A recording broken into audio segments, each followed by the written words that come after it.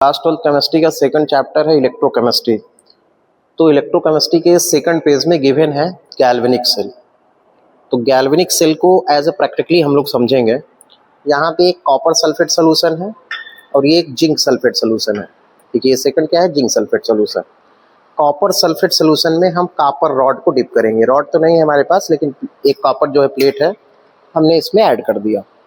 Copper electrode cathode का work करेगा और जिंक सल्फेट में जिंक रॉड ऐड करेंगे। जो वर्क किसका करेगा, तो ये जिंक रॉड जो है एनोड का वर्क करेगा। तो जिंक इलेक्ट्रोड एनोड का वर्क करेगा। अब हम क्या करेंगे, कॉपर को जो हमारे पास वोल्ट मीटर है इसको पॉजिटिव टर्मिनल से ऐड करेंगे और जो जिंक रॉड है उसको जो है वायर के थ्रू निगेटिव टर्मिनल से ऐड करेंगे। अभी आपको रीडिंग 0 दिख रही है। कॉपर पे क्या होगा, रिडक्शन, और जिंक पे क्या होगा, ऑक्सीडेशन। तो इलेक्ट्रॉन का ट्रांसफर जिंक टू कॉपर की तरफ होगा और करंट फ्लो जो है जस्ट अपोजिट, कॉपर टू क्या होगा, जिंक जो है जिंक की तरफ। अब हमारे पास देखिए यहाँ पे एक कॉटन का क्लॉथ है जो NaCl में डिप था। ये वर्क करेगा किसका, सॉल्ट ब्रिज का।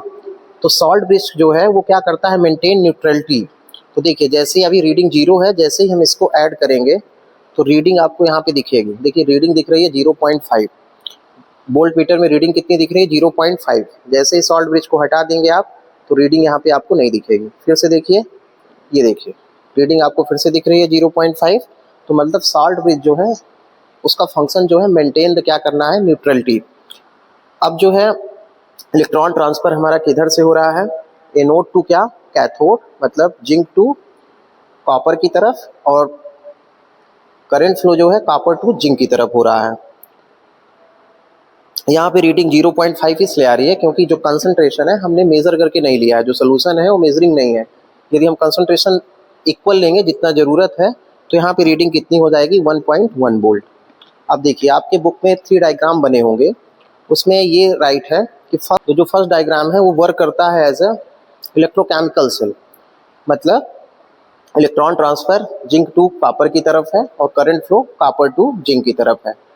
जैसे ही ई एक्सटर्नल, यदि हम ई एक्सटर्नल इसमें कनेक्ट कर दें और उसका जो वोल्ट है इससे ज़्यादा हो जाए तो यहाँ पे जस्ट अपोजिट हो जाएगा। जस्ट अपोजिट का मतलब है कि यहाँ पे अभी electron transfer zinc to copper की तरफ हो रहे हैं, तो कितना हो जाएगा फिर, कॉपर से जिंक की तरफ, और करंट फ्लो क्या हो जाएगा, जिंक टू कॉपर की तरफ। तो इसका behave as a electrolytic cell हो जाएगा। जब हम, कब ऐसा होगा, ये तब ऐसा होगा जब हम ई एक्सटर्नल इससे ग्रेटर लगाएंगे, 0.5 से ग्रेटर लगाएंगे। दूसरा केस क्या है कि यदि हम ई एक्सटर्नल इसके इक्वल लगाते हैं तो कोई जो है इलेक्ट्रॉन फ्लो नहीं होगा, कोई यहाँ पे वोल्ट आपको नहीं शो होगा, कोई भी वोल्ट मीटर में रीडिंग आपको शो नहीं होगी। तो जो आपके बुक में सेकंड पेज में सेकंड चैप्टर के गिवन है 3 डायग्राम, उसके नीचे जो है वहाँ पे पॉइंट राइट है, उस पॉइंट को आप जरूर स्टडी करिए और इस प्रैक्टिकल से समझिए कि यदि इलेक्ट्रोकेमिकल बिहेव होगा तो electron transfer zinc electrode to copper electrode होगा, करंट फ्लो जस्ट अपोजिट होगा। यदि ई एक्सटर्नल ग्रेटर हम इससे कर देंगे तो यहाँ पे क्या हो जाएगा, जिंक से कॉपर इलेक्ट्रॉन नहीं होगा, फिर कॉपर से जिंक की तरफ होगा, और जो करंट फ्लो है जस्ट अपोजिट। तो यदि ई एक्सटर्नल हम इक्वल लगा दें, मतलब जितना वोल्ट यहाँ पे दिख रहा है उतना ही वोल्ट लगाएं, तो यहाँ पे कोई इलेक्ट्रॉन फ्लो नहीं होगा, कोई केमिकल रिएक्शन नहीं होगी। Thank you.